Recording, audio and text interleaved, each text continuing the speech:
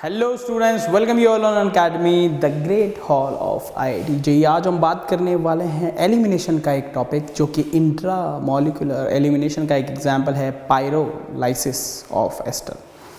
Usually अगर आपने elimination देखा है तो वो कौन सा टाइप का होता है, एंटी एलिमिनेशन, मगर यहाँ पर हम सीखने वाले हैं सिन एलिमिनेशन।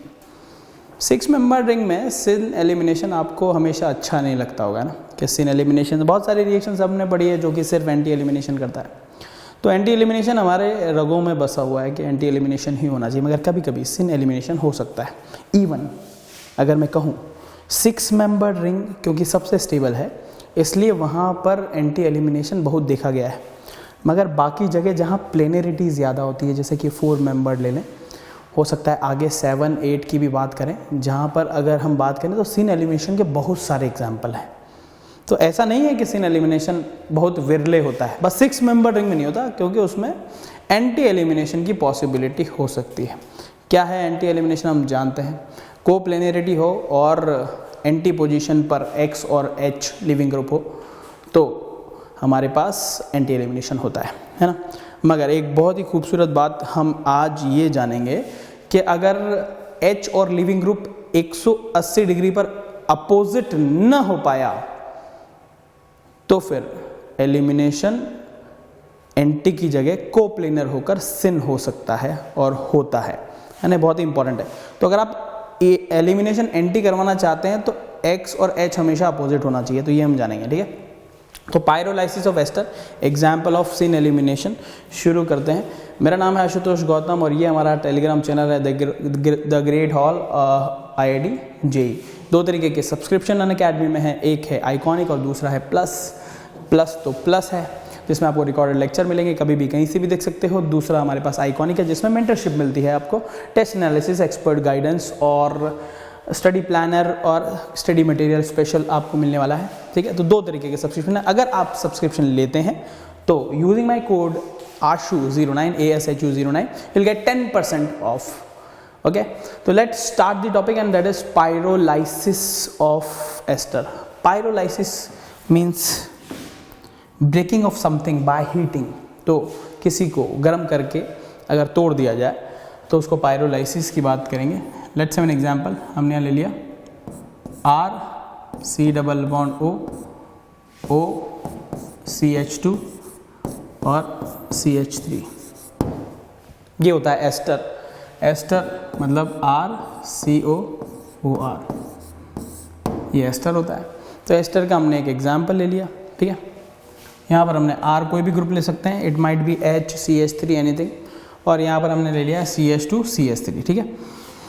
इसको हम हीट कर रहे हैं और हीट करते हैं तो हम पाते हैं कि प्रोडक्ट हमारे पास क्या बनता है। प्रोडक्ट हमारे पास बनता है RC डबल बॉन्ड OH और प्लस बनता है हमारे पास CH2 डबल बॉन्ड CH2, ठीक है। मतलब तुम्हें समझ में आ रहा होगा कहीं ना कहीं एल्कीन यहाँ से मिल रहा है, यहाँ से एक H ऑब्वियसली मिसिंग है और ये H समवेयर यहाँ पर आ रहा है। तो ऐसा ही कुछ हो रहा है पायरोलाइसिस ऑफ एस्टर में। कैसे होता है ज़रा देखें। पहली बात तो अगर मैं यहाँ पर देखूँ तो हम एल्कीन बना रहे हैं, ठीक है। सिन एलिमिनेशन का एग्जाम्पल है। सिन एलिमिनेशन का मतलब समझते हो, what does mean by syn elimination? Syn elimination का मतलब है कि H and the leaving group get removed from same side.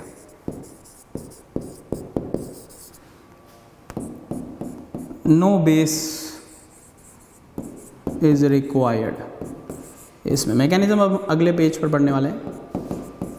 Mechanism जो होता है वो मैकेनिज्म जो है यहाँ पर EI मतलब इंट्रा मॉलिक्यूलर एलिमिनेशन होता है। वेरी इंपॉर्टेंटली स्टीरियोकेमिस्ट्री देखें तो सिन एलिमिनेशन होता है, जैसे कि हम बात कर ही चुके हैं। तो no base is required, intramolecular elimination का एक एग्जाम्पल है, सिन एलिमिनेशन है। मैकेनिज्म देखते हैं कि आखिर ऐसा कैसे होता है। तो फिर से हम एक बार लिख लेते हैं RC double bond O CH2 CH3 या CH2 और इसको यहाँ पर मैं H लिख देता हूँ, ठीक है, यहाँ पर मैंने हीट किया, प्रोडक्ट हमारे पास बन गया है RC डबल बॉन्ड OH और CH2 मैकेनिज्म देखें कैसे हो रहा है। यहाँ पर मैकेनिज्म 6 MCTS के थ्रू होता है। 6 MCTS के थ्रू कैसे, RCO ऑक्सीजन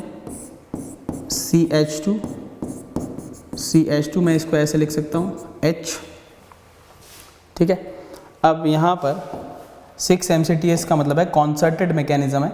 कॉन्सर्टेड मैकेनिज्म का मतलब है बॉन्ड ब्रेकिंग और बॉन्ड फॉर्मेशन दोनों साइमल्टेनियसली हो रहे होंगे। तो यहाँ पर अगर मैं देखूँ तो हम कह सकते हैं कि ये वाला जो H है that get attracted towards the lone pair of the oxygen. तो यहाँ पर हमारे पास बॉन्ड फॉर्मेशन शुरू हो जाता है। यहाँ पर ये डबल बॉन्ड है और ये डबल बॉन्ड ब्रेक होना शुरू हो जाता है। यहाँ पर ये सिंगल बॉन्ड है, यहाँ पर डबल बॉन्ड फॉर्म होना शुरू हो जाता है, ठीक है। यहाँ पर हमारे पास बॉन्ड ब्रेकिंग शुरू हो जाती है, यहाँ पर बॉन्ड फॉर्मेशन और ये बॉन्ड ब्रेकिंग। कहने का मतलब अगर मैं सीधे सीधे कहूँ तो हम ऐसा कह सकते हैं कि यहाँ सिग्मोट्रॉपिक रीअरेंजमेंट होता है इलेक्ट्रॉन्स का।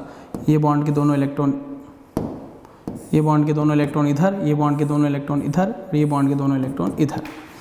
ऐसा अगर हम कर दें तो हमें यहाँ पर ये प्रोडक्ट देखने को मिल जाएगा। देख लेते हैं कैसे कैसे क्या क्या हुआ। ये वाला जो बॉन्ड है ऑब्वियसली जब H और ऑक्सीजन के बीच में बॉन्ड फॉर्मेशन, तो मैं लिख सकता हूँ बॉन्ड फॉर्मेशन। यहाँ पर बॉन्ड ब्रेकिंग, ये बॉन्ड फॉर्मेशन, ये रिप्रेजेंट करेगा बॉन्ड ब्रेकिंग को, ये रिप्रेजेंट करेगा बॉन्ड फॉर्मेशन को, और ये रिप्रेजेंट करने वाला है बॉन्ड ब्रेकिंग को, ठीक है। तो बॉन्ड फॉर्मेशन और bond breaking simultaneously concerted mechanism है।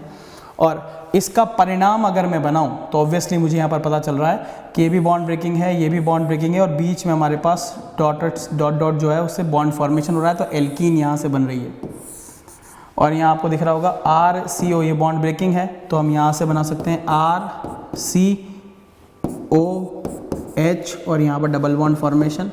तो यहाँ पर कार्बोक्सिलिक ग्रुप ऐसे बन गया। तो कार्बोक्सिलिक ये रहा और यहाँ से हमारे पास एल्कीन भी बन गई है, तो CH2 डबल बॉन्ड CH2। तो यहाँ से आपको दिख रहा होगा साफ साफ कि ये जो H है ये हमारे पास H है और ये पूरा का पूरा लीविंग ग्रुप।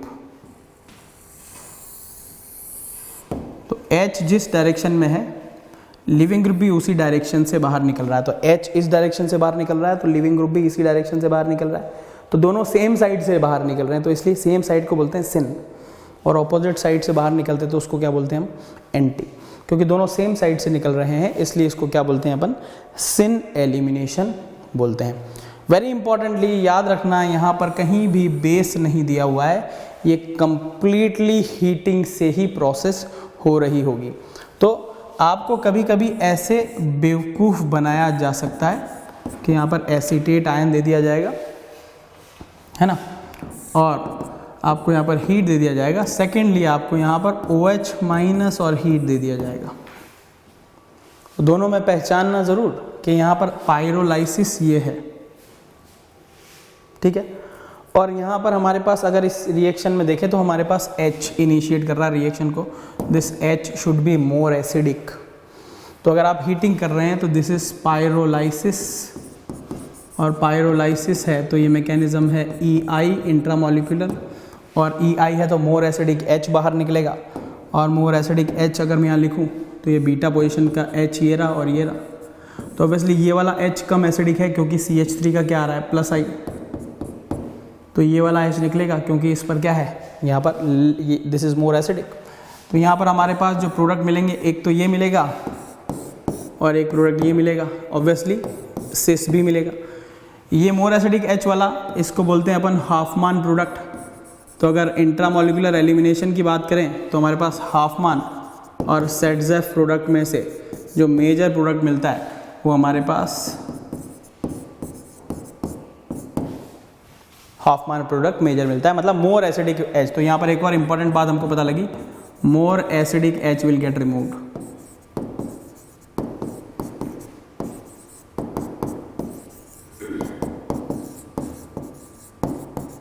वेरी इंपॉर्टेंटली, जबकि यहाँ अगर मेरे को बेस दे दिया जाए तो फिर पायरोलाइसिस की जरूरत नहीं है ना, हमें हीट क्यों करना है, लो टेम्परेचर पर बेस वही काम करके दे देगा। तो यहाँ मैकेनिज्म होगा हमारे पास E2, और E2 मैकेनिज्म है तो ऑब्वियसली प्रोडक्ट जो है वो कौन सा बनने वाला है, प्रोडक्ट हमारे पास बनने वाला है ZF। तो यहाँ पर हमारे पास ये और ये, तो यहाँ अगर मैं देखूँ तो ये प्रोडक्ट कौन सा है, ZF, क्योंकि E2 से बन रहा है और ये कैसा बन रहा है, हाफ मान। तो वेरी इंपॉर्टेंटली इस बात को तुम्हें समझ में आ जाना चाहिए कि हमारे पास OH माइनस अगर हीट के साथ दे रखा है तो मैकेनिज्म E2 होगा, वरना EI होगा, मतलब इंट्रामोलिकुलर एलिमिनेशन होगा। तो ये बात ध्यान रखना, अगर आपको दे रखा है तो प्रोडक्ट आपको चूज़ करना आना चाहिए ना, वेरी इंपॉर्टेंटली। एक बार और इस चीज़ को समझने की कोशिश करते हैं एक और एग्जाम्पल से। मान लो मैंने यहाँ CH3 ले लिया और यहाँ पर हमने वेज पर ही OAC ले लेता हूँ, ठीक है, दोनों सेम साइड है। ऑब्वियसली याद रखना 3 चीज़ें हैं जो नज़र नहीं आती, एक तो है भगवान, दूसरा है लोन पेयर और तीसरा है हाइड्रोजन। ये नज़र नहीं आते, हाइड्रोजन, भगवान और लोन पेयर खुद को ढूंढने पड़ते हैं। यहाँ पर हाइड्रोजन होगा, डैश पर होगा, यहाँ पर हाइड्रोजन होगा, डैश पर होगा, यहाँ पर हाइड्रोजन होगा, वेज पर भी होगा और डैश पर भी होगा। अब सिचुएशन ये है कि यहाँ हीटिंग की जा रही है, सिचुएशन ये है कि यहाँ हीटिंग की जा रही है OH माइनस की प्रेजेंस में।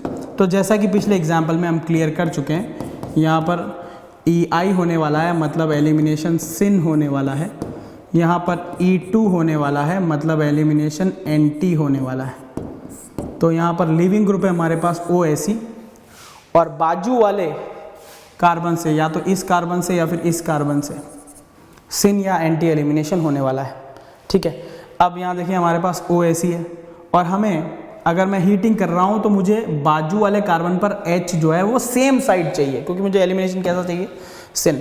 तो यहाँ OAC वेज पर है, तो मुझे यहाँ H भी कहाँ पर चाहिए, वेज पर, सेम। तो वेज से हमारा सिन एलिमिनेशन, तो मगर यहाँ तो H डैश पर है, तो इसका मतलब यहाँ तो एंटी एलिमिनेशन पॉसिबल है, सिन तो इस वाले H से पॉसिबल है ही नहीं। तो इसका मतलब यहाँ से ये वाला H पायरोलाइसिस में नहीं जा सकता।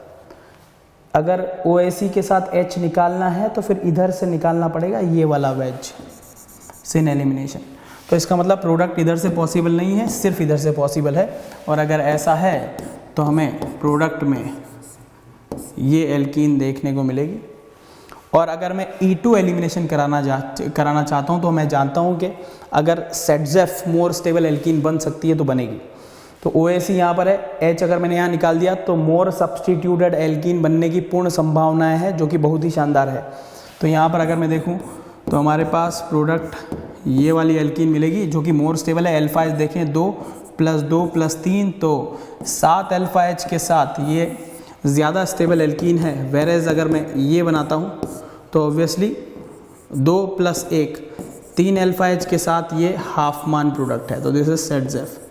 तो अगर मैंने OH माइनस दे रखा है तो एंटी एलिमिनेशन कराएंगे, मोर सब्सटीट्यूटेड एल्कीन बनाएंगे, दोनों में अंतर समझ में आ चुका होगा। हीटिंग सिर्फ दे रखा है तो वो पायरोलाइसिस है, और अगर हीटिंग के साथ OH माइनस दे रखा है तो वो E2 है। तो ये दोनों डिफरेंस आपको समझ में आना चाहिए। बहुत ही बढ़िया सा एक सवाल यहाँ पर बनता है, जैसा कि अपन सिस से निरिथ्रो वाली कहानी पढ़ के आए थे, बिल्कुल वैसा ही है। बहुत अच्छा सवाल है, इसमें गलती होती ही होती है।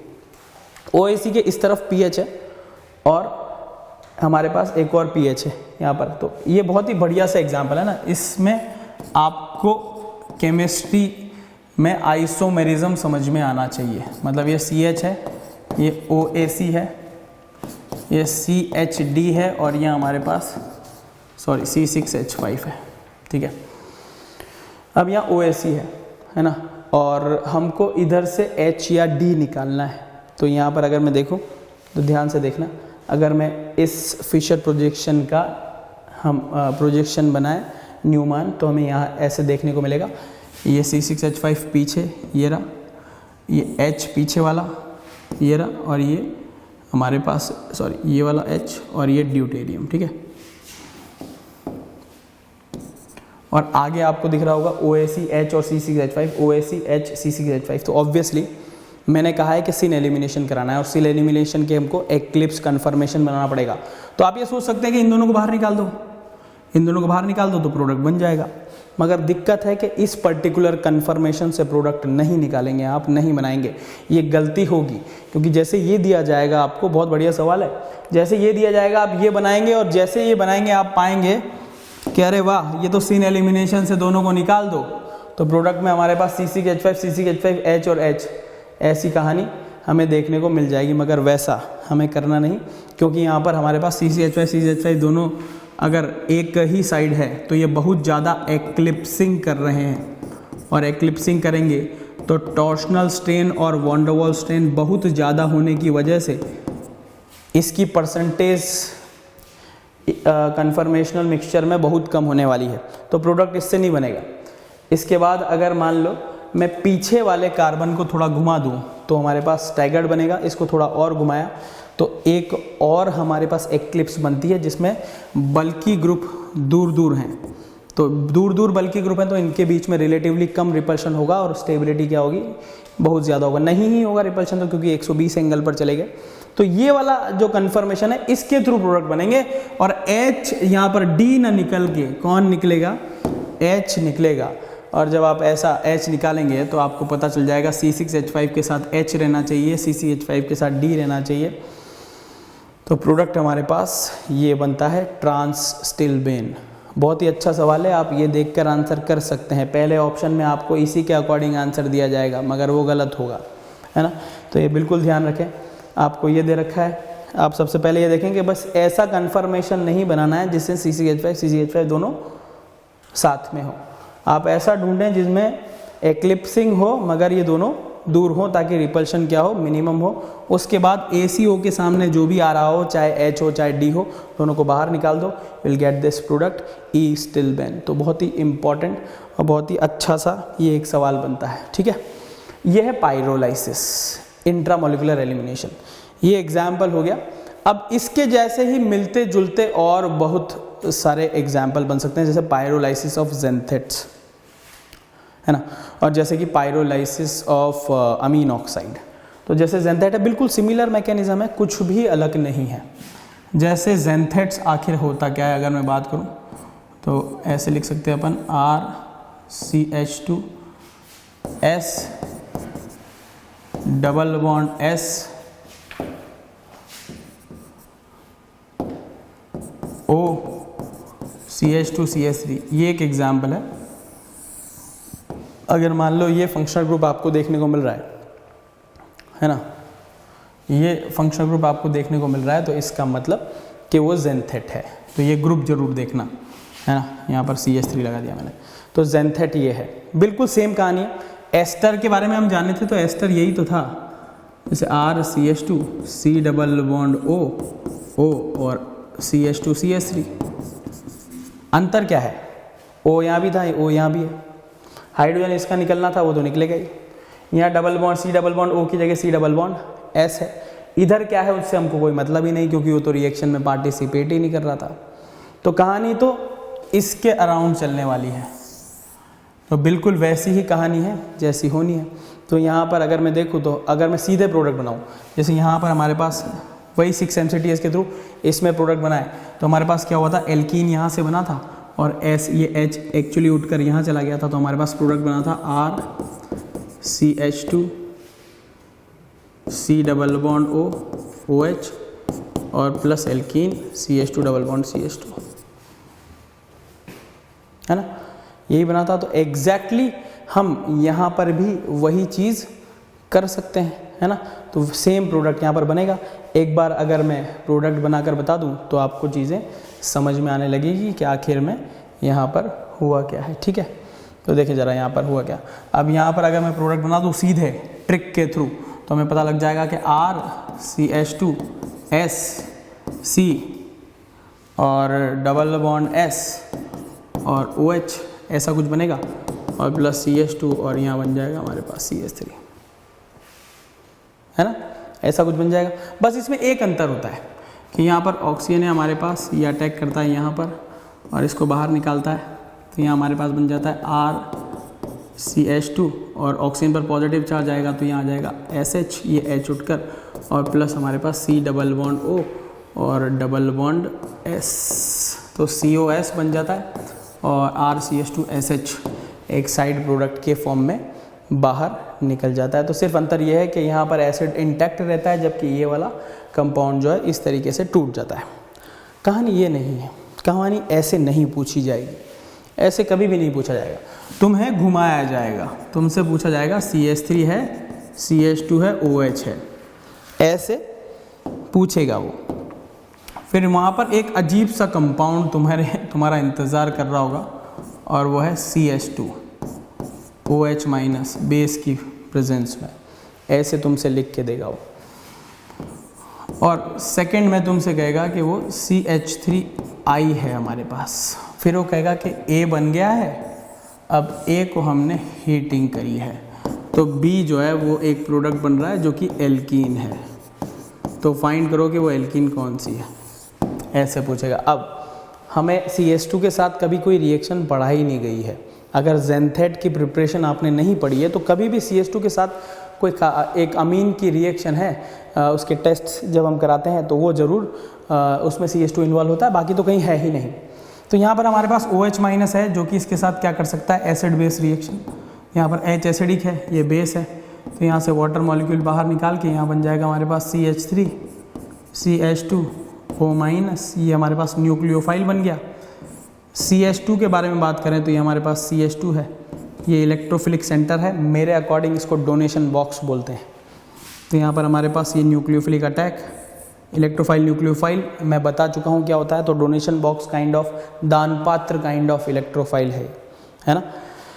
तो यहाँ पर हमारे पास देखने को मिलेगा CH3 CH2OC और एग्जिस्टिंग बॉन्ड तोड़कर ये लेने वाला है, तो C डबल बॉन्ड S और S माइनस। तो पहला पार्ट पूरा हुआ। CH3I भी है यहाँ पर, तो हमारे पास CH3I पर SN2 रिएक्शन हो गई और SN2 हो जाएगी, तो हमारे पास यहाँ बन जाएगा CH3 CH2O C double bond S और S और Me। ठीक है, उसके बाद ये हमारे पास बन गया। अब अपन क्या कर रहे हैं, इसको हीट कर रहे हैं, मतलब इसका क्या कर रहे हैं अपन, पायरोलाइसिस कर रहे हैं। ऑब्वियसली इस साइड से एल्कीन बनेगी, यहाँ से H उठकर इधर आने वाला है, तो एल्कीन बनेगा CH2 double bond CH2, pyrolysis 6-MCTS के थ्रू, जैसा कि हुआ था जब हमने एस्टर को हीट किया था। और ऑब्वियसली इधर से एसिड बन जाएगा, तो यहाँ बन जाता है हमारे पास MESC double bond S SH, जैसा कि मैं बात कर ही चुका हूँ यहाँ पर, सॉरी MEO, और ये हमारे पास बन जाता है, ठीक है, C डबल बॉन्ड, ठीक है, तो ये बन जाता है। और उसके बाद जैसे कि मैं बात कर ही चुका हूँ कि हमारे पास कहानी यहाँ नहीं रुकती और प्रोडक्ट यहाँ बन जाता है हमारे पास MESH plus C double bond OS। ठीक है, तो CH3 CH2O यहाँ पर हमारे पास है C double bond O S और Me, इसको हीट किया, हमारे पास ये आ जाएगा, इससे एल्कीन बन जाने वाली है। और यहाँ पर एक मिनट, यहाँ पर हम देखें तो एक प्रोडक्ट यहाँ पर जन्म लेता है, जैसे ये यहाँ हटेगा H यहाँ पर आएगा, तो यहाँ पर आएगा HOC double bond S SH, और ये फाइनली कन्वर्ट हो जाता है MESH और COS में। ठीक है,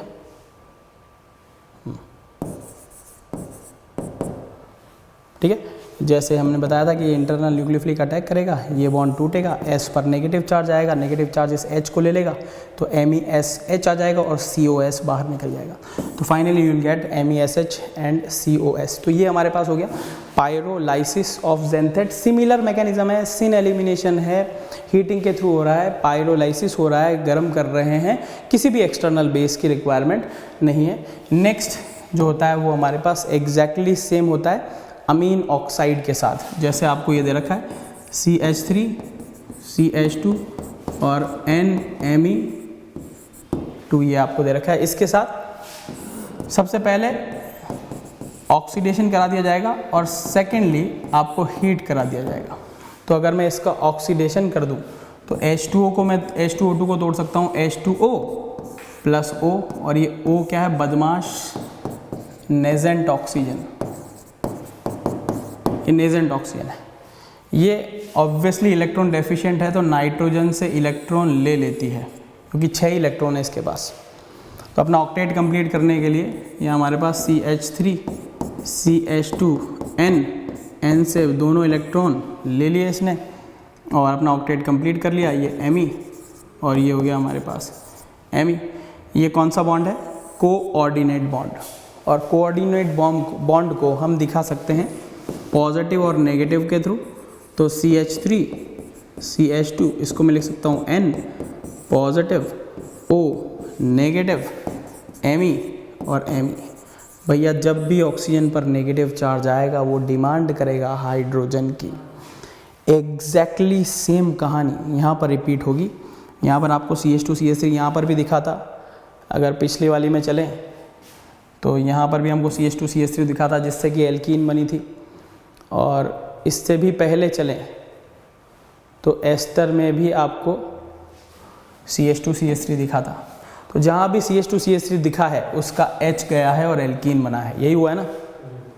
जब भी हमको CH2 CH3 या फिर ऐसा एलिमिनेशन का बीटा हाइड्रोजन दिख गया तब हमने एलिमिनेशन कराया है। यहाँ से भी हमने H निकाला था, एग्जैक्टली सिमिलर बीटा हाइड्रोजन से मोर एसिडिक H हमने निकाला है। तो यहाँ पर भी हम क्या करने वाले हैं? सेम चीज़ करने वाले हैं, यही सेम चीज़। मतलब ये CH2 ये होगा H, ये होगा CH2 ये हो गया नाइट्रोजन, ये Me, यहाँ ऑक्सीजन, ये नेगेटिव चार्ज। ऑब्वियसली फिर से हमारे पास इस बार 6 नहीं 5 MCTS होने वाली है। ये बॉन्ड फॉर्म होगा और आगे लिखें ये वाला बॉन्ड ऑब्वियसली कैसा होगा? डॉट डॉट से मैं दिखाऊंगा बॉन्ड ब्रेकिंग। ठीक है, यहाँ पर भी हमारे पास ये होगा बॉन्ड फॉर्मेशन और ये वाला बॉन्ड भी मुझे पार्शियल दिखाना चाहिए। ये वाला बॉन्ड भी हो गया हमारे पास बॉन्ड ब्रेकिंग। तो यहाँ से हमें प्रोडक्ट बन जाता है और वो है CH2 डबल बॉन्ड CH2। सिन एलिमिनेशन है, दोनों H और दी लिविंग ग्रुप दोनों सेम साइड से ही टूट रहे हैं। ये देखो सेम साइड है ये और ये सेम साइड से, दोनों सेम साइड से टूट रहे हैं। तो इसको क्या बोलेंगे? सिन एलिमिनेशन। और हमारे पास प्रोडक्ट बन जाएगा Me और O और ये वाला बीटा हाइड्रोजन से H स्नैच कर लिया गया है तो OH। यहाँ से फिर से हमारे पास एलिमिनेशन हो गया। तो तीनों एकदम सेम है। एस्टर को गर्म करें, ज़ैंथेट को गर्म करें या फिर आप अमीन ऑक्साइड को गर्म करें, तीनों में कॉमन क्या है? सिन एलिमिनेशन। इंट्रामोलिकुलर एलिमिनेशन का एग्जाम्पल हो गया। हीटिंग करेंगे, नो बेस रिक्वायर्ड। ठीक है, Hofmann product would be the major product. तो ये तीनों चीज़ें बिल्कुल सेम चलती है दोस्तों। ये था आज का session. This is it. Keep liking, keep sharing and keep coming to the platform. Bye bye, take care, see you.